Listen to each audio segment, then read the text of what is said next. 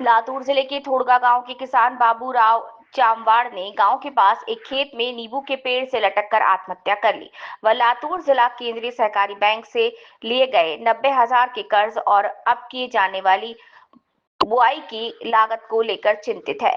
गांव वालों का कहना है कि बच्चू कडू के आंदोलन के कारण बाबूराव चामवाड़ की कर्ज माफी की उम्मीदें धराशायी हो गई।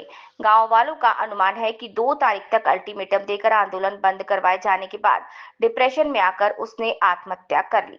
बँकेचं 2-3 लाख रुपये कर्ज आणि त्यांच्या नातवंडाचे अपंग असल्यामुळे त्या नातवंडाचा दवाखान्याचा खर्च हे एकंदरीत उत्पन्न 2 लाख आणि खर्च त्यांचा 5-6 लाख रुपये होत होता। त्यामुळे ते सतत नाराज असायचे आणि शेतकरी उत्कृष्ट शेतकरी असल्यामुळे कष्टाळू शेतकरी असल्यामुळे ते बच्चूभाऊ कडूच्या आंदोलनाला प्रेरित होऊन हे 5-6 दिवस ते सतत टीव्ही पाशी बसायचे आणि बाहेर येऊन सांगायचे बच्चूभाऊ कडू आता बसलाय, कर्जमाफी होणारच, ते असा त्यांना विश्वास होता।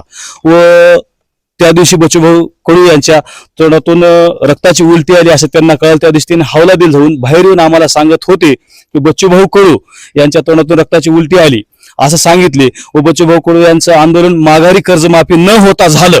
आता कसं होईल या निराशेतूनच त्यांनी आत्महत्या केली असावी असं मला वाटतंय। ईश्वर त्यांच्या घराला व पूर्ण कुटुंबाला आधार ईश्वरचरणी प्रार्थना करतो, त्यांच्या कुटुंबाला पूर्णपणे